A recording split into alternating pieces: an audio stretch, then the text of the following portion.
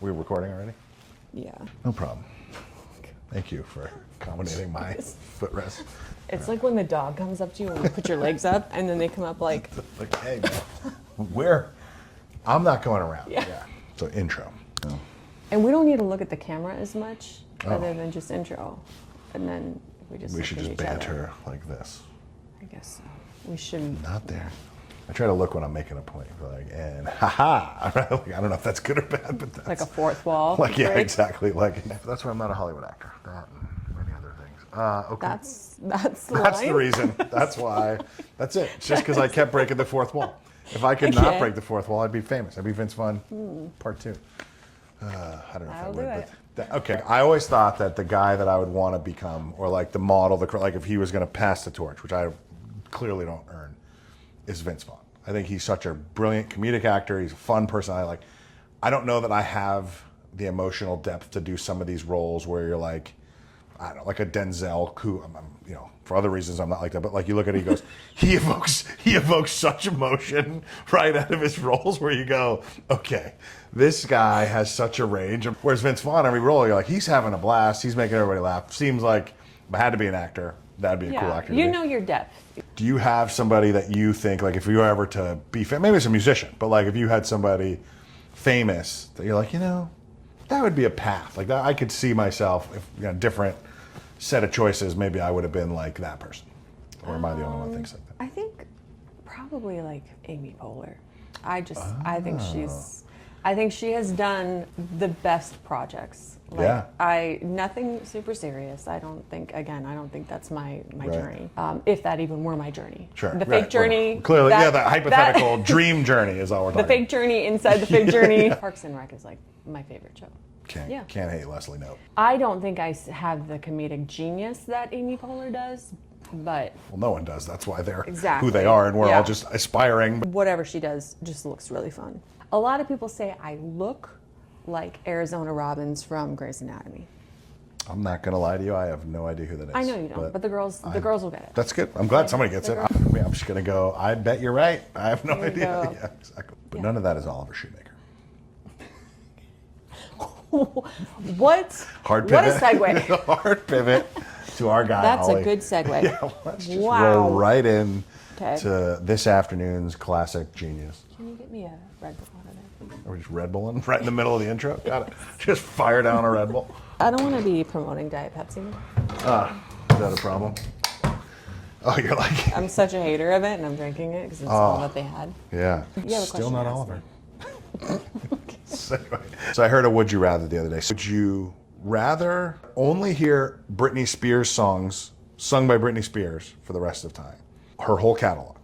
Or would you rather only one Britney Spears song, but every artist that could ever sing it? Oh, 100%. I would be entertained for the rest of my life if I could hear every single artist cover Britney Spears songs. Yes. But it was just one song. Which of her songs? No. Isn't it any the whole song? album? We can do the anthology. It's the whole discography, right? Because I would pay good money to hear, I don't know, Metallica cover Toxic. That's probably a little bit. Actually, that might be a good one. Good. You know, in their style. Yeah. I was gonna say, "Hit Me, Baby, One More Time" by Metallica. Anything by Metallica probably sound pretty good. Yeah. They'll jazz it up, but like. Yeah, I'm trying to think like Pavarotti singing "Work Bitch," just like an opera style would be great. I would want them to make rap lyrics out of Lucky. Yeah, right. Exactly. All right. What about you? I'll give you someone. DMX. I love that this is my guy. Okay, fine. My hype guy. Would you rather you can only listen to DMX for the rest of your life? Yeah. And no one else. Or you can listen to everyone in the world cover one DMX song. I almost always default to the variety, right? Meaning I'd rather have more artists singing the same song because they'll take it different ways. Yeah, like X Gonna Give It To You by Adele. Yeah, exactly. That would be... I think she'd do a pretty good job of that. But yeah. She'd do a great job. Adele, what would she do? It would be slower. That is all I know. Slower, probably a larger vocal range. Less screaming is my guess. Yeah. But yeah. Like, can you imagine like One Direction covering that? That'd be so... But like you're thinking about, it's all musicians, like the Philharmonic. Is that like it has to be like classical music too? Like that would be pretty. Yeah, that's what I mean. Like some of these would be pretty good. Yeah. but we'd all just be running around going, X gonna give it. And they're like, there's no other songs. The sad moment in a movie, X gonna give it to you by Adele. The hype moment in the movie, maybe it's the original. That like, is she gonna kiss him? Is she not moment in the movie? It's like, I don't know, Taylor Swing singing. You're like, it's X gonna give it to you? Like it's a question. Like we don't know what's going on. Yeah, that would be fun. Different inflections. All right, I'm here for the X gonna give it to you variety pack. I guess this is like the future for what we're doing here. Nothing to do with gaming, but I love it. Who do we have today? Yeah, let's do the intro laugh. We have a good buddy of mine. I feel like we're laughing because we were counting up, and I'm like, I don't want to count the years anymore on how long I've known him, but so Oliver Shoemaker is who's coming on. So currently vice president of slots at Cache Creek Casino, Northern California, but been around business a long time. I met him, longer ago than I thought is the reality I've learned. Back when he was in New Mexico, but he's been all throughout, I think mostly the West, but running floors and running casinos for a while. So he's coming on, good dude, good guy, and learn a lot, and he's just, he's an ace. I'm glad he took the time to get it. I was telling him, it's nice that we could do the pop-up because he doesn't get to Vegas as much, but he comes here, so we're just, hey, we'll do it.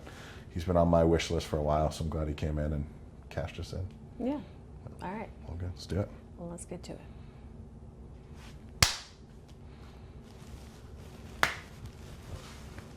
Oh, Jesus.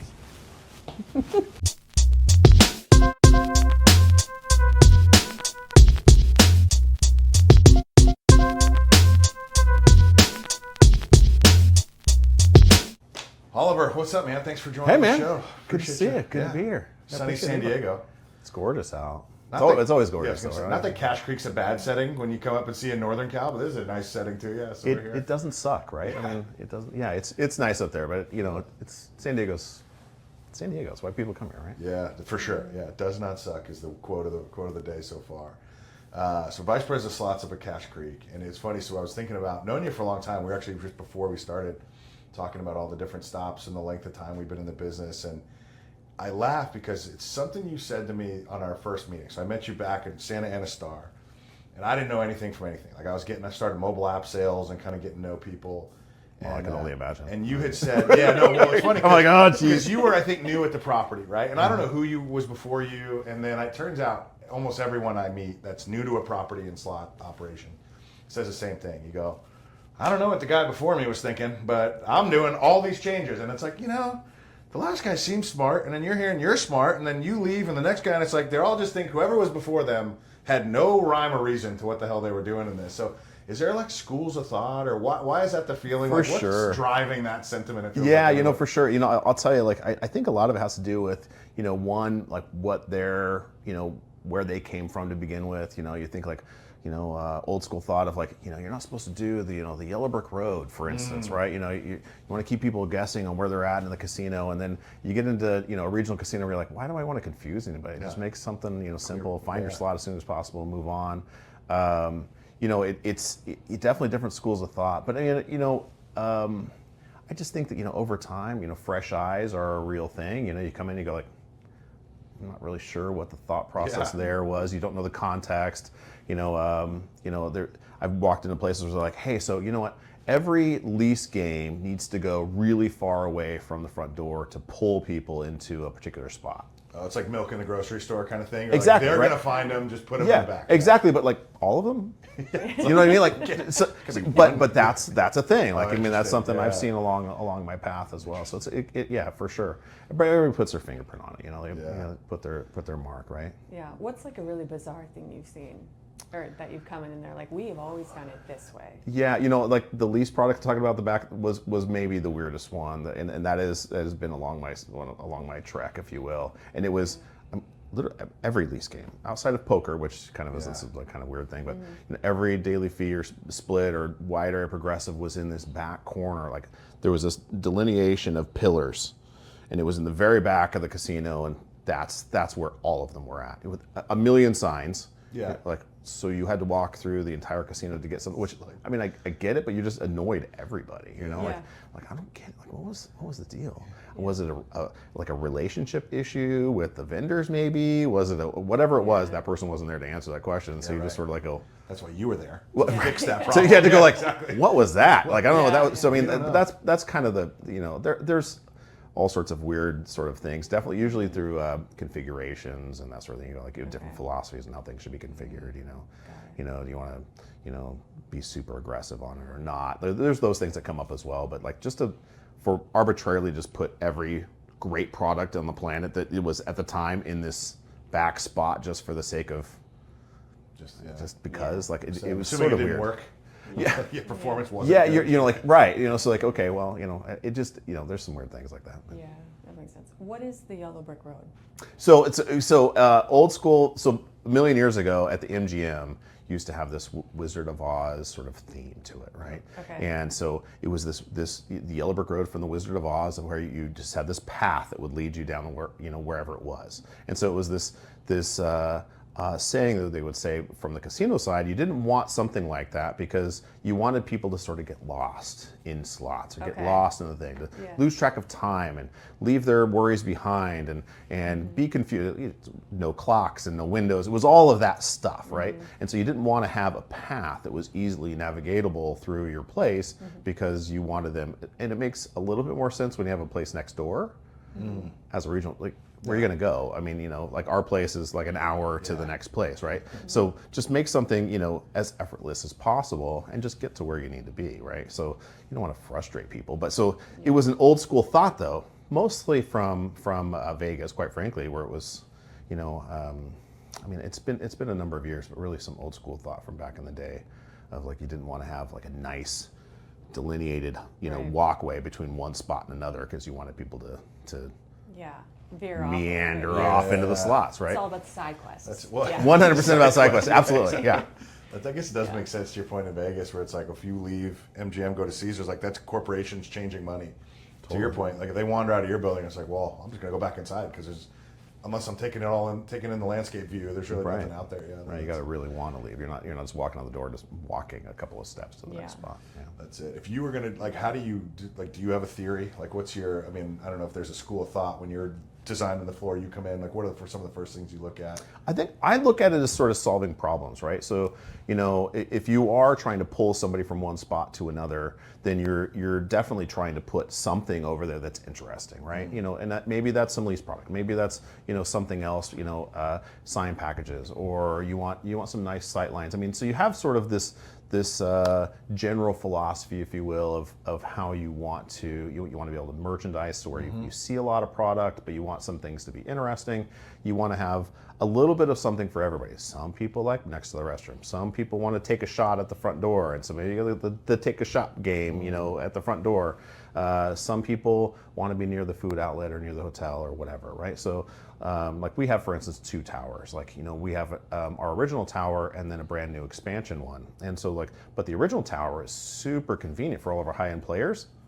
So they really like staying in that tower, for instance. So maybe we have a little bit more of what they like over there and something a little bit different over by the newer tower, right? So it just depends on solving problems. So I don't necessarily have a couple of basic philosophies, right? No, right. There isn't that sort of thing, but it's like, hey, so we've got this spot over here. What do we need to do with that one? We'll take a good close look at that and just understand what it may need or what we think it may need at that time, right? Our best, and then you need to find places for things like, sometimes you have promotional stages, or you have slot tournament areas, or you have different kinds of needs for spaces, and like where does it make sense to put that? And you try to formulate those pieces and make the jigsaw puzzle kind of fit together. Yeah, it's a little something for everybody. For sure. I mean, like I view my job as finding the right product and putting people, because everybody has different colored jelly beans, right? To find the product people want to play, put it where they want to play it in the way they want to play it, right? So and each place has a different set of players, right? So they're not all the same. So you have to figure out what is good for that area and then adjust accordingly. And how do you do that? How do you figure out what works for each section? For sure, a lot of analysis, right? So I mean, there's a lot of just get on the floor and take a look at what's going on, right? Hey, these games over by the, I mean, it's pretty good. Here's this great new lease product, and of course, it's going to kill it no matter where it's at. But there's some games, you put it a little further away, it's a little more location sensitive. For instance, if I put it far enough away, it dies. So the only way it's going to work is if it's near something that's interesting. Or there are other games that people look out for. a video poker player almost doesn't care where it's at. They're going to go find, because they play video poker. So you can put that almost anywhere, they're going to find it. So it's a little less location sensitive, right? But a lot of analysis. I mean, you see come out and go like, hey, so this game is a great game, but why is it not performing like it should? You go out there, take a look. Maybe there's bad glare off a light above, or an AC vent. That, I mean, environmental concerns are also part of that, right? Yeah.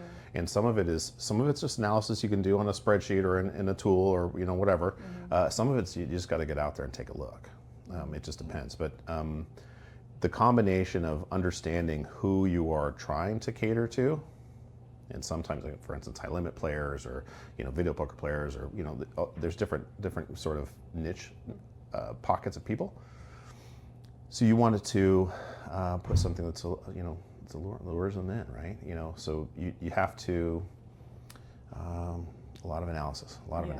I'm sure your team also, they're probably pretty in sync with that too. Yeah. Oh, for sure. I mean, we get a lot of requests for things, and they if there's a problem, oh, for sure. They're, if the glare is happening, we're getting calls. You know what I mean? Like that. Those kinds of things are very real situations. I've been at places where you're like, so the glare is really bad. Like one place I worked at had a huge, very bright ceiling element, and every game that was underneath that big, bright ceiling element performed about 15% less than anything outside of that. And so you go, well, that doesn't make any sense. I don't understand it. Then you'd sit at it, and there'd just be this crazy glare from this thing up there. And you go like, okay, well, what should we do about that one? So, well, do we need to dim the lighting in that particular spot, or do we make some other adjustments? Because it's a great game. You can't just carve out all of that and not have something there. So you have to, you got to adjust. You got to do something about it. But it takes a lot of feedback and wherewithal to do it, though. Those are probably some of the problems you never think you'd have to solve. You're like, now I'm a lighting guy trying to figure out my dimming bulbs. Oh, maybe the marketing part, I don't know what this element was, but maybe they're yelling at me because it's pretty cool. Not thinking about gaming. Add Wi-Fi to it. Add beverage service to it. Add all of those things where you're like, okay, hey, so you are now far enough away from like a service well, or this particular area is kind of a dead spot for Wi-Fi, and everybody's so connected. You're like, well, I can't get anything on my phone. A lot of people are doing, multitasking, if you will, right? Sure. Yeah. And you find out that you've got this dead spot. And you go, like, oh, well, there's a lot of elements. Not playing those games because they can't watch hockey and play or whatever my thing is. Exactly. Whatever they're trying to do. Right. Yeah, there's a lot of that. I'm glad you mentioned analysis and data, because I feel like you've been a data guy since before it was popular. Like, you've always been a pretty data-driven guy. What trends are you seeing now? Like, I guess just kind of 2025, starting off the year, we're getting into it. Like, are there certain game types that are just all the rage right now? Is it manufacturers that are leading the way? Like, what things are you noticing that people are maybe just like, hey, this is where we're at? Well, from a data perspective, my view on the data is, one, there's more data today for just about everything. Like, everybody's got a tool, right? Sure. So like, there's, you add AI or machine learning or algorithm, advanced algorithms to it. Everybody has more data than they know what to do with, quite frankly. Yeah. And so finding the best way to leverage all that one and make it in such a way, like, hey, so you found out what you needed. The juice was worth the squeeze. You spent how many hours doing the thing, right? And then you came up with a thing. So when the data is finding a great way to make actionable steps, right? And get to that in a relatively quick manner. So people are struggling a little bit with how to best leverage that, right? Picking all sorts of different tools. Do you use AI? Do you not use AI? What I think is a great trend that's coming, and I've been asking for it for a long time, and I'm not quite there yet, is reliable, real-time, like full SaaS output from a game. So as games have gotten to be more and more volatile in most cases, like, I want to understand the ride, right?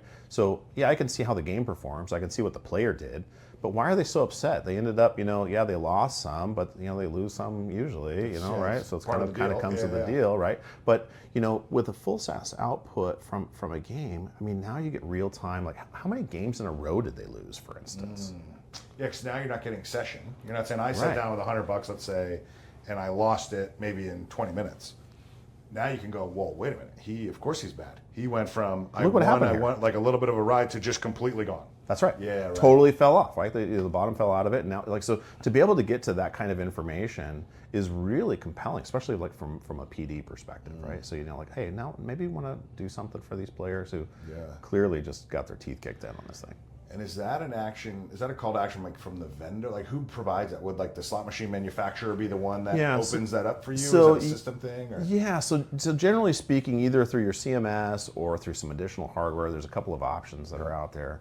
The problem is like with hardware and going across the entire floor, usually that's really expensive, right? So that's part of the problem. And then where do you put it, right? So most of our CMSs don't have a real robust analytics backbone to them. You're again using some of these other items. Now you're talking integrations and a few of these other pieces. But when it gets down to it, it's like, I want to see all of the stuff that's coming out of there rather than like a curated list of here's some, here was the cash out and here was the game start and here's like I want to see. Sure. I want to see the full list, but in something that makes sense because SaaS output looks like a bunch of gobbledygook when you just it's just a. Yeah, because right now you're using, you can tell us what system you have, but like you're using a, let's call it big 3, probably big 4 core system. So an IGT, an Aristocrat, a Lighthound, or somebody's system. But then are you then also layering on top, like, because there's all these specialty analytics companies now. So you have like the optics or the gaming analytics or those guys that are saying, hey, the systems have stuff, but you need more, so we're going to give you more. And it sounds like if you had all this data, like, do you think those systems are actually now ready for that? Like, because one thing is opening it, but it's a little bit Pandora's box. Like then you're going to go, well, now, all right, well, now we got to catch up to using it, or? Well, just like with anything, when you start having the ability to sort of massage that data and understand, you start asking new questions, right? So, I think as you bring on, an analytic solution and you start working with, it's one thing to get through sort of the basics of that everybody has, and then you start getting into like, well, what does this player like? What does this group of players like? Why do they like it? What happened with that player on this particular, not only session, but with, for instance, the example we gave earlier, right? They had this crazy ride on this highly volatile game, but it's a great player, and now they don't want to come back. Yeah, right. So now we're in guest recovery mode. Like all of those pieces come into play, but it's you start asking new questions, and then we become better operators, quite frankly, because we start preparing for that one, right? Yeah. I think a lot of it comes into like, I think we're not really grasping what is happening to our floor. What I mean by that is like, so you take years past where we had kind of lower volatility sort of items, hey, my dollar stretches for X amount of time. Sure. And then, everybody talks about whether or not you can feel higher holds or lower holds. Like that's a big question. Do you have a stance on that? I do. Okay, I do. Really, when it comes down to it, it's like the games have gotten, generally speaking, so volatile. Yeah. They're already so feast or famine. Like the chances of you knowing how long your dollar was going to last are probably pretty lean to begin with. You know what I mean? Right. So while I'm still sort of in the camp of like I have that lever to pull if I want to, tighten or loosen or whatever. Like that's always available, but. They're already experiencing this crazy ride. So are they going to be able to tell if I notched it up to this one? The way I view it is, the math is still the math, right? So you raise the hold, you're going to get less coin in, potentially for the same amount of win. But it all comes down to if you have an occupancy problem and you need to get people more butts in the seats, or have those switch over. That's where that becomes helpful. Right. So it's always a lever. Yeah. So you're saying, look, even if I put them as loose, so whatever that bar is for, each casino, the games themselves are such a ride now, which again makes sense because a lot of the games you see in the top 25, let's say on Eilers, tend to be more volatile. For sure. You're saying if I tighten it, you wouldn't even notice it, or you might notice it, but it's almost unfair because you're getting what you want out of a tightness based on just the game math. That's right. So you don't need to hit them twice. You don't need to say let's make it sub 80% or sub 90% payback and highly volatile. You can kind of keep it player friendly. There's some operators that feel like, hey, you know what, the enticement for being part of our club is, you're going to get, richer offers, tons of and then that pays for the horrible percentages. That so we've the set out of up on town the floor, guy's right? getting nothing, but Right. that doesn't matter because the local guy's getting everything, and it's where we want it, right? Right. So there's that philosophy as well, right? You go like, you're going to get it in the mailbox or in another offer, right? Take it now, but I'll give it back to you. That's right. Do you change the holds often? No, not usually. Not usually.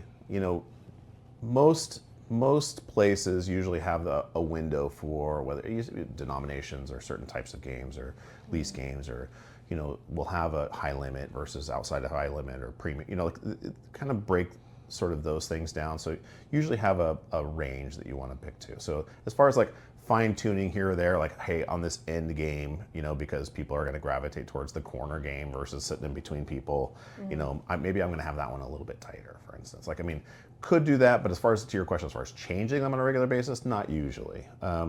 If there's other configuration issues, or if we've made a mistake, maybe we'll readdress it or that sort of thing. But as generally as a rule, it's a long process, right? So to modify a game, and there was the possibility of server-based, and that was a big thing. But regulators were like, hold on, wait a minute, I'll yield it like a table game. Like, nah, we're not really talking about that right now. So there was a possibility of doing that in the past, where you could sort of like, hey, the weekend we're going to be busier, and so let's tighten that up. I mean, that'd be cool, but we don't do that right now. But you don't do that because you have to do it to each individual game, right? That's correct. It's like a whole process. Doesn't it take like hours? Well, I mean, depending on the number of games you're doing, but it can take some time, and there's a lot of steps, back of house. What do you want it to be? How do you want it configured? What all of the things within the system side of it, and then get out on the floor and do the thing. Do you have to get that approved by like Light and Wonder? Like, do they have a range that you can? So when you purchase a game, there's usually a handful of options. 5 or 6 different percentages that you can select as an operator. So you make that selection, but you don't necessarily need to have. They don't care which one you're going to do. Generally, sometimes they go like, hey, so here's our recommended, or here's sort of the default, if you will. And you can go outside of that if you want to, but this is what we've tested and what we think is the best percentage for this one. But you have different philosophies for different people putting that stamp back on, right? That mark, right? Yeah. Some places are like, that's not tight enough. Like, I want a tighter program. Like, I mean, oh my gosh, like, you hear stories of some of the big guys, going like, yeah, we want 15's not good enough. 20 is not good enough. I need a 25% game. Like 25%, I mean, the casino's going to hold that, right? So when you talk about either hold or return to player on the opposite side, so typically what you would see when we were making the games is you'd get, call it a between 96% payback to player to maybe 86. It's kind of your standard, and there's 2% in between each option usually, and they can pick whatever they want. To his point, it's all approved, so he can say, my floor is X. That's actually the question I want to get to in a second, and then they can set it up. But then there was always people going, no one ever called and said, can you make it friendlier? Can you make it 99% payback, right? It was always the opposite going, can we tighten the screws? And we're like, no. A lot of times you had to push back. It's like, they will ruin the game. Yeah. Because the problem is, like, and that was a Vegas-based operator in this example that we're talking about, was if they go on vacation from Northern California to, let's say, Las Vegas, and they just get completely emptied because they played our game, and then they flew home and they see it new at his floor, well, they don't want to play that game. They don't know that he's friendlier than them. So they don't think, well, I'm going to play it with Oliver because he's a nice guy. Right. They just go, the game's dead. So we would try to hold the line, but it's ultimately up to them, right? But the question I was actually in the middle of all that thinking of is it schools of thought-wise, if you just say, and I'm just going to pick a number, not saying this is your floor, but if you said, hey, we're a 10% house. I mean, I want to hold 10, give 90 back. Is that generally the rule for your main floor? Like, you basically, is the general theory, like, all my main floor games will pay the same, whatever I decide it to be? Or is it, this section might be 90% payback, and this might be 92, and that's 88 over there? Like, does it vary walking around, or is it generally the house is the house? Yeah, so outside of high limit, which I would say is usually a friendlier, less talk about hold percentage and more talk about like what's the right, going back to that volatility piece, having sort of in a perfect world, having somebody walk into a section and all of a sudden they see all the games that they like because it's a similar ride, they like that kind of piece, but now games, a little bit of difference based off of denomination, but denominations have been so, I mean, that's like everything's a penny game, or or player selectable multi-denom, so you get into those pieces. So I would say, generally speaking, it's probably close to that, but you're within, again, depending on denom, you're still going to be making some differences there. I mean, if somebody's going to, have an average bet of, $27 or something, I mean, they should have a little bit friendlier game, you know what I mean? Versus the person plunking down 50 cents or whatever, That makes sense. So we do make adjustments there. Nice. Yeah, that's interesting. Do you win more on corner games? On corner, like on that bank that I was talking about. Yes. Do you win more? Yeah. No. I mean, your chances. I mean, 2 titles the same, assuming they're they're generally configured about the same. Your chances are probably going to be the same. Yeah. That question's great, because one of the questions I had for you, just as a seasoned operator, was talking about maybe your 2 audiences that you deal with the most, right? One being the players, one being your vendors. So we'll start with the players, since you opened that question. Like, are there things that you just wish they do, right? That like they may assume about, not you personally, but like your side of the business, where they're like, these corner games are tighter or looser, or if I hit the screen 5 times, it's going to win. Like, do you just see things and you're like, I just wish you would not do that anymore, because it's not actually helping you, right? Or maybe it's, all the time. I mean, I think that in their heart they know, like, look, your chances are your chances, but every time I was, rubbing the side of the game, something different happened, right? Or when I put my card in or didn't put my card in, like there's something different happened. I mean, you see it in almost anything. People are superstitious, whether you're folding a baseball cap inside out, doing the rally cap thing, when you're playing sports, or, I mean, it's same kind of thing. Gambling in a casino is very much a "what have you done for me lately" sort of proposition, right? I had great luck at this place, so like your games suck, but those games are better, or vice versa, right? What have you done for me lately? But all the time, like, I mean, if I could get people to quit smacking the game so hard you're cracking screens, because these screens are really expensive. Yeah, you wear your diamond rings. You know what I mean? Like, you're wearing the rings, you're doing the things, and the manufacturer's doing their best to try to Gorilla Glasses, like some really impact resistant type stuff. But people find a way, and so I'd love for people to stop doing that. But look, if people think they have a system. I like people with systems. Come on, like bring it in. There's a couple of caveats to that one, but generally speaking, like if you're superstitious, you're superstitious.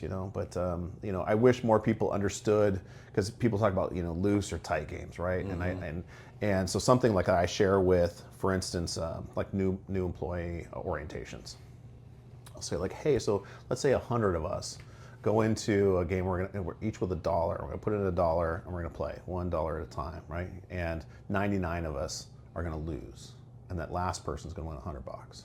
So in that snapshot of time, you're at 100% payback. So that's a loose game, right? I mean, but 99% were like, that game sucks. That game's tight. It's tight as all hell, right? I saw 99 people lose that thing. So I don't think people quite understand, loose versus tight, or is that even relevant? It's like you won or lost. I mean, like they're saying terms that they've read places and they think they know what it means, but like as far as describing on how the math is, it's just really not there.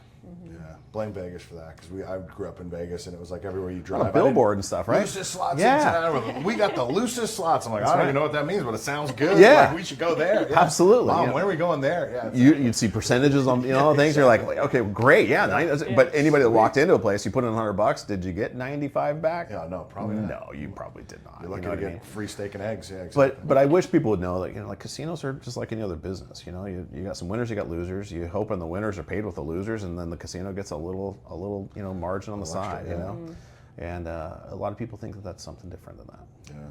What's your opinion on persistence games on your floor? Yeah. So generally, persistence has its place, but what I would it's sort of the term du jour, if you will, right? Buzzy right now. Super buzzy. Yeah. True persistence is the devil, and perceived persistence is something not that.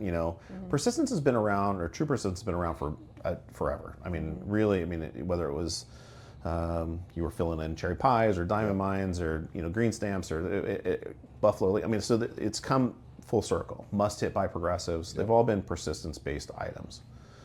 The problem now, though, is that it's a game mechanic that people are obviously driving to, and that's great. I love that people, hey, that pulls people in. So from a game mechanic as a manufacturer, that makes a lot of sense.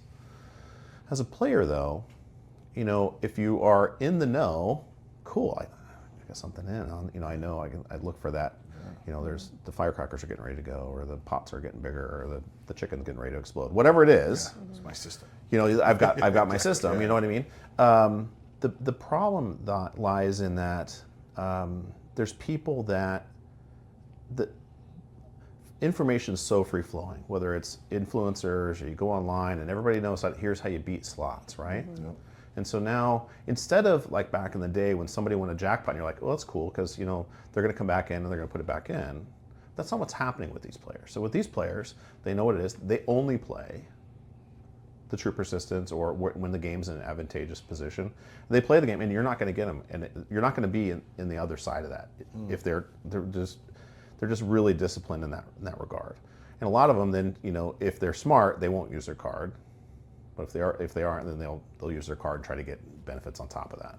Some operators are stopping or pulling back on, you know, if we see that you're only playing, you know, true persistence type games, then maybe we're going to pull back offers, that sort of thing. But the problem is that, you know, so we have players that are playing these things, and like, so on top of already, you know, dealing with these super high volatility games, or it's feast or famine, but then on top of it, when it is in the spot, somebody's swooping in and taking care of it. I used to think that it was, well, as long as they're not displacing a player, cool. Like, I think I've heard you mention that. I know Dan was on not too long ago and was mentioning something along those lines. And while I used to agree with that, because the machine is performing the way it's supposed to perform, it's doing its thing, right? Put it out there. But from a player perspective, the players that know what they're doing, you know, okay, cool. Then they walk in, they go, oh, there's nothing in the maybe I'll get something to eat and then I'm leaving. Or, you know, the opposite side is like they come in, they bang that one, knock it out, and they take off. You're not going to get them on the back side of it all. So then, you know, Susie Q, you know, slot player who is just kind of playing for fun, doesn't experience that item, right? So on top of getting their asses kicked on a high volatility game, now when they're playing the other game, it's never in a spot for them. Now there's little differences to those things, you know, short term, long term, you know, as far as when the persistence happens. You know, there's some little bit differences on those pieces, but as far as our view for our place, we have a lot of true persistence, not a lot, but we have true persistence on our floor. Yeah. But generally speaking, we're shying away from that one because the experience, we're just seeing that it's a matter of time for somebody to displace a player. Yeah. And then we're really concerned about the ride for our players themselves. If you're looking at the players as a whole, it's a game mechanic that what maybe works for the manufacturer side, but long term on the player side, if they're not in the know, look, who's our demo, right? You know, are they plugging away on Instagram and looking at social influencers? Some, but a lot aren't, and they're just getting hosed. And it's on games. They see people like come in. Like, I mean, you can go into a place if it's got a lot of traffic, and you can play on a true persistence game, and you can see people shop those things regularly. They come in, hit all the denoms, do the thing, and they go, it's not, and then they move on. My two buddies from Switzerland were on their AI guys for table games, and they learned about one or two of the games, and they're like, now they go to every casino to look at them because they're math guys, so they get the sense of it. They're not really shopping it too hard, but they're going, we're good. Right? Or maybe we'll jump in, right? So I get the sentiment. I'm glad to hear you say that your kind of the solution is to pull back on the games, because I feel like what the original thought was, well, these players are wrong, and I'm like, I started off, I think, drinking the industry Kool-Aid, going, get these players out of there. But then I'm like, wait a minute, like, I get that you don't want them to be the ATM. I get you don't want them to win a $10,000 jackpot and see you later, but that is their option, right? Like, so they could easily just go, hey, look, this game was there. So a part of me is like, the only way to stop it is to just get rid of that game or change the mechanic, right? Because if, you know, I'm a guy that'll give it back to you. Maybe not you personally, I'll give it back to the industry. I travel enough. If I win it from you, I'll give it to somebody else. But like, you know, I'm good for the overall business. But if I was local, I'd probably give it back to you. But I would get why these guys might not. And so it's like, to me, like the original kind of series we did on this, I was like, you gotta ban these guys or like pull back their offers. I'm going, maybe. I go, but actually, just if you don't want all this paper, just take the game out. There's plenty of good games. It's like, I don't know which game, I don't know, I couldn't list them all. But I'm going, just replace it with something. I'm sure there's another hit game at the same manufacturer even that they're not even going to be mad at you. In most cases, yeah, absolutely. You know, because again, we don't have to get into specifics of names and people, but you just look at it and you go, do I really care if I'm the vendor that gives you that game or this one? No, you took mine. Like, I'm happy. And if this one's working, let's do it, right? So, yeah, and I think they'll make them as long as you place them. That's kind of the reality, right? So, like, the hard part is it's got to start somewhere, and I think it's he who owns the floor will be the one that decides what gets to go on. And we haven't been a hard line, you know, but but it's a question that comes up for every purchase, for everything we place. It's definitely something that we, eyes wide open. Okay, is this something that we have to have? Yeah. You know? Yeah, because the player bans for me were the guys that were rumored to be like, if you're the one playing my game and I'm just taking a big cigar hit and going, blowing it at you, trying to run you, or just like, making you horribly uncomfortable as a person. And you're like, just get me out of here so I can play your game. Definitely get that. Absolutely. That's You're a gone. vibe you gotta get rid of. But if we're all just behaving civilly, and I'm beating you, part of it's like, hey man, that's what this whole thing's supposed to be, right? You can't really fault them. Yeah, right. That's my point, right? So you're going, all right. So if we don't like that, we'll then offer the game differently, which it sounds like you're kind of adjusting. You're like, well, too many of those, we'll scale back or adjust, right size it. Yeah. Generally speaking, we see that it, and this isn't across all of them, but generally speaking, a lot of the true persistence games that we're finding, do have a, there's this learning curve, right? Yeah.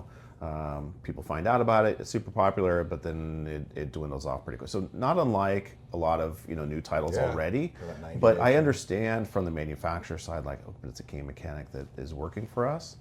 But from my side, like I just keep thinking from the player perspective as a whole, right? Yeah. I mean, there's some players that are like, well, maybe they pick a different place because our place doesn't have as many, or it doesn't seem to have a good selection of the ones I like to play, or whatever it is. It's sort of this other subset that you go like, yeah, but in the long run, am I going to get that? Am I going to get anything from that player? You know what I mean? I mean, good for them, they're in the know. But it's I feel like, when you're an operator, every player that walks in should have, roughly the same chance to win, and that's just not the case in this case, right? So, and that's a little different feeling, Yeah, for sure.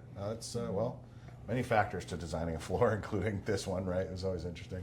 So we speak about the vendors a little bit. What do you want to tell them? Like, I laugh because Kevin Sweet was on years ago now, and he was like, "Here's what the vendors should know," and he had this whole theory. We don't have to give you his ideas, but I'm just curious, like, what are you telling these guys? What are you hoping they make? What are you hoping they stop doing? Is there just things you're like, okay, guys, like if I could just be your advisory council at once, like what would you tell them? Keep the player in mind. I mean, obviously that's of course, right? So, whether that's focus groups or whether that's doing the thing, and I know a lot do, but they're also a lot based in Vegas, for instance, which generally speaking, for I would say most casinos, that's not the environment that most people are experiencing, right? So get outside of your bubble, and I'm seeing some of that, which is great. Keep in mind that when you are shooting out a ton of content to us, that's great, except it's time, energy, and effort that we have to dedicate to convert all of those ones. So like, it's great that, like, hey, if this one doesn't work, then no problem, I've got 8 more behind it. Okay, great. But now, like, every time I'm now replacing your game, like I'm having to do other. So it's less about diversification and more about, okay, you know what? Let's concentrate on on a couple of the key ones, right? And let's hone that in a little bit. I don't know much about the R&D and the process of those, but I realize that it can take a lot of time, and you got to get some product out there. And as you have product out on the floor, it's ending its life a little bit, over time. And so there's a push to continue to refresh. And of course, we all want the unicorn that lasts forever, and those are but few and far between. Everybody wants the next, call it Dragon Link. Like, for sure, good for you. That's right. For the vendor. Yeah. Everybody wants that. And then no doubt. Yeah. And then we go like, yeah, but if I can just get another Dragon Link instead, exactly. I don't need your thing, right? Yeah, exactly. There's a reason it's so special. But I just think that the partnerships are important as well. Don't get too far into your own Kool-Aid. You know what I mean? Like it's it's an interesting time right now because just about everybody has something that's working. Yeah. You know what I mean? And it's really, which has not been the case for it. And really, like almost any manufacturer, it's wild right now. It's an exciting time. Yeah. Somebody's got some product that's out there. And can't miss now. It's great. Hopefully, it's not because of true persistence. So, but keep the players in mind, and do a little bit more research on that side of it. And if you can, I realize it's not all going to be home runs, but when you're placing games on the floor, don't be afraid to have a couple more of the better title versus going for these ones that you're just not confident about. Yeah. You know what I mean? Because that's not going to be I'm going to have to convert it anyway, and then it's going to be on my floor. At a certain point, you're going to it's going to be obsolete. Now I'm stuck with this this thing, whatever it is, right? So a couple extra of the better title that is a better title right out of the gate is a better direction to start. Are you ever just like really surprised by the ones that take off? From like it happens from time whatever to time. Yeah, it happens. I did not see that. There's a game on our floor. What I think about with that one, like there's a game on our floor. It's a stepper game that I don't want to get into. You could shout it out if it's positive. What's great is it's a fantastic title for us. Mm-hmm. But they had no idea, one, that it was on our floor. Two, it was a title. It was just we were this one anomaly island thing, and it sits on an end cap today, and it still does a ton of dough. It's fantastic, and you go like, so do you have this place anywhere else? No, we don't place this game anywhere. Wait, is that our game? Like, oh my god, like it's crazy. I mean, so imagine we've turned over some some reps and things like that, but it happens from time to time. For sure. And then, of course, there's these games that you go like, this one's going to be awesome. And it's a dud. And you're like, I guess my crystal ball is a little broken right now. Like it's not so good. It happens. It happens. But the ones that shoot off, I mean, like I think about, the popularity, for instance, like Railroad Riches. I mean, talk about just blowing up. I mean, and what a great hit for those guys. And everybody was playing catch up. Those that got in super early, now you're waiting because there's not enough boxes to get around, and it just exploded. It was a good one. I mean, I think everybody hoped that was a good one. But how good, and then everybody has to think about their own capital and how many boxes you make and those kinds of things. But great success story for those guys. Who's that? That's Sega Sammy. Oh, Sega Sammy. Yeah. They're having a moment right now. They are. They're doing some great stuff. Yeah. I laugh because it's knowing those guys throughout the years. It's like they seem like an overnight success, but they have been grinding at this for 5-10 years, right? So it's cool to see those guys kind of building their profile and coming up. Yeah. Speaking of the future, do you want to go? No, go ahead. So, I'm going to sports, right? So, I know you're a land-based guy in California. Everybody, like the $1 million question, $1 billion question potentially, is when is sports coming to California? Not pretending you know the answer to that, but are there things you're looking at now to drive to that future? I guess is there anything to do to prepare? Because the sports themselves are incredibly popular. I mean, you have tons of loyal fan bases in Northern California that are they already know who the 49ers are. They don't need you to tell them. But are you offering betting experiences that are similar to, or how do you prepare for what seems like an inevitability? We just don't know when. Are there things you're doing? Yeah, there's an education process that every property needs to go through as it relates to sports betting or iGaming or any of those kinds. And there are parallels to each one of those things. With each one of them, the great majority of that is usually mobile. So whether it's mobile on-prem or mobile online, but if it's mobile nonetheless, now you have to deal with all the things that are mobile, whether it's wallets or the regulatory piece, AML. There's a number of how do you communicate with people. All of those pieces can be done today. Yeah. Right.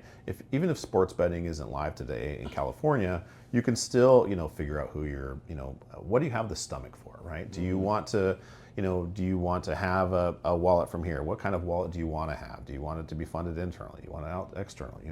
There's a number of different things that you can do, and if you aren't educating yourselves in those regions and that don't have it, for instance, California, if you aren't already doing those pieces to be prepared for those items, then you may be a little bit behind. Now, there's that crystal ball again.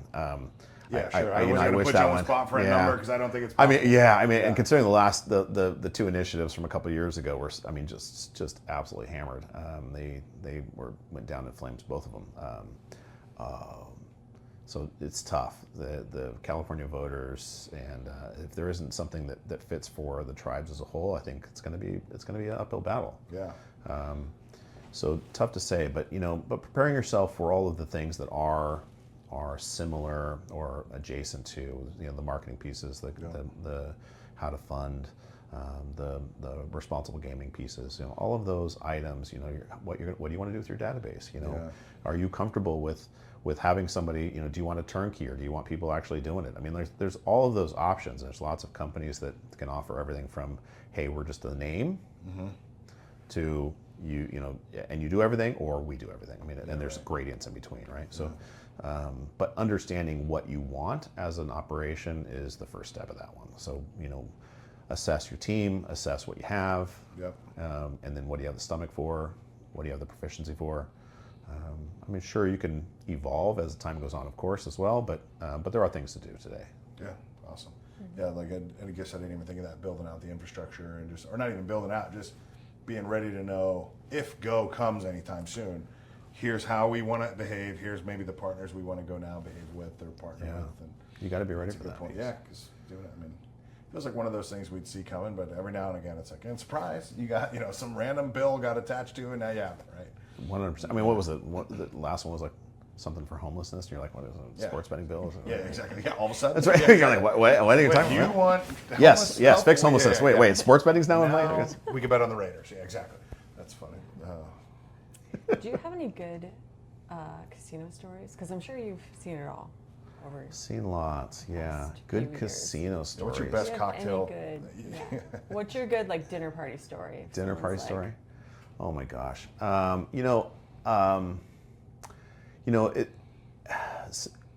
When I speak in front of new employees, they always want to know what the biggest jackpot was, right? And so, usually it's here was this megabucks or here was this other thing, but the one I like to share is it was an internal progressive for 1.7 million, and then they wanted it in cash, and you're like, okay, do you realize how? I mean, we can get that for you, but you try your best to try to convince them of something else in that. You're like, come on, you know what I mean? No, I want it in cash, and so then you bring out 1.7 million dollars in cash, and then they go, oh, that's a lot of money. So can I get $1 million in check? Now, what they're not knowing is that behind the scenes is there's rules and regulations and processes that are necessary. And so, for instance, when that happened in my story, every time money changed hands, the entire amount had to be counted. And at the time, you didn't use machines either. You had to hand count it. Oh my God. So imagine, from a cage to a person to a verifier to a person, right? No. And then they go that's a lot of money. No shit, it's a lot of money. We tried to tell you. Can I get $1 million? It was a long time ago, but it was we used to what do you want to do? Throw on your bed, roll around like the old movie, Indecent Proposal. Line your... Yeah, you're only Scrooge McDuck. Scrooge McDuck. Just dive in. Totally. What are you doing? So and then, can I get $1 million in a check? Yes, you can do that. But again, processes at the time. Then you couldn't just take $1 million back. Yeah. You got to take the whole thing back, and do everything in reverse, and then do everything back the other way, but with $1 million in check. You know what I mean? So what starts off is yay, and then they're like, why is it taking so long, dude? You have no idea. It's like we just. Time, I'm just picturing some poor old lady with a pencil in that old goop, going 1, 2, 3, the whole time again. All right, 1. Here we go. You should use those little machines at the time, now, but then we didn't have that. So it was just you better do what you can to convince these people, because are you kidding? That's a lot of dough. Count this out. No shit, it's a truckload. It's a ton. It's a lot of money. It's even in hundreds. It's 17,000 bills, right? It was a couple of large gift shop bags full of money. Yeah. Yeah. That would make me sick. Just carrying that. Are you kidding? Driving home. I'm a guy that generally speaking no one messes with, right? There's not a lot of people picking fights. I would be terrified to be walking out of that place with any place. Yeah. 1.7 million, and then drive. I'm like, somebody's gonna try to kill me for sure. Yeah. Guns are stronger than me. I'm done. I'd be like, give me the check as discreetly as possible. Maybe send me to dinner, and then I'm gonna get the hell out of here. 100%. Yeah. And this wasn't that. You know for what sure. I mean? No, clearly, and it wasn't somebody your size. Yeah, and it wasn't, you know what I mean? Sure. It was you're like. Are you sure? We have a safe place, but come on, man, what are you doing? Not to do this, okay? Totally, yeah. So that's one that I like to share, just because it's the ridiculousness of the process behind the scenes. You're like, so I paid him $1 million. You're like, what did that take? Somebody back there Well, I never thought about that. Again, I've never operated on a casino site, so the idea, it makes total sense when you say, you got to count it. Multiple times. Tracks, wouldn't have thought of it. So you're going, just count it every step out. They go, whoops, never mind. They're like, got to count every step back. But he still wants some. Okay, count that, or whatever. It's like, oh man, it's crazy. It's like a parody, like a sitcom. So yeah, we've made all that, and there's. Can you just tell them? No, it's already done. So some places will do that. At the time we were like, whatever the guest wants, right? So do the thing. This is why I don't work in customer does the regulation require cash? Or no, it just says you have to be able to pay them, but a Yeah. check counts. Like, Yeah. so, yeah, okay. Okay. Because I didn't know if there was some rule where the guys are, no, I want cash. Nevada State or whatever state says I have to. I mean, we do need to maintain, a certain amount of money, of course, and we need to, cover. George Clooney large taught me things. that. Yeah. Fight night. Fight night. Bless up. 168 Right? million. All these bills. That's funny. And then I guess for us, like, who do you think should sit in that chair? I mean, we would love that you. Not came that here. actual chair. Not this actual, but here. one Yeah. similar One in studio or a Yeah. future pop up or whatever. I work for a fantastic woman named Carrie Stout Smith. I don't know if you're familiar. Yeah, okay. I just watched her on a panel this morning. Yes. Yeah. Oh. I think she would be phenomenal. Yeah. She's been in the business a long time. She's been in a lot of places, and I think she'd be great. Cool. Yeah. Going with the home cooking. I like it. Yeah. Just say, hey, boss, you're. Sorry, Carrie, it's coming at you. Yeah. She's she's well spoken, and so it'd be good. She Yeah. very well spoken. She's great. That's awesome. We're coming for you, Carrie. Or we're hoping you come. I don't know. Not a threat. That was but, That did sound very I was like, sounds like, hey, what? She's like, what the hell? Well, cool, man. Well, appreciate you coming by. Yeah, thank you so sharing some much. knowledge, Thanks for man. having me. This This has has been a lot of fun. I really appreciate it. Have a great show week.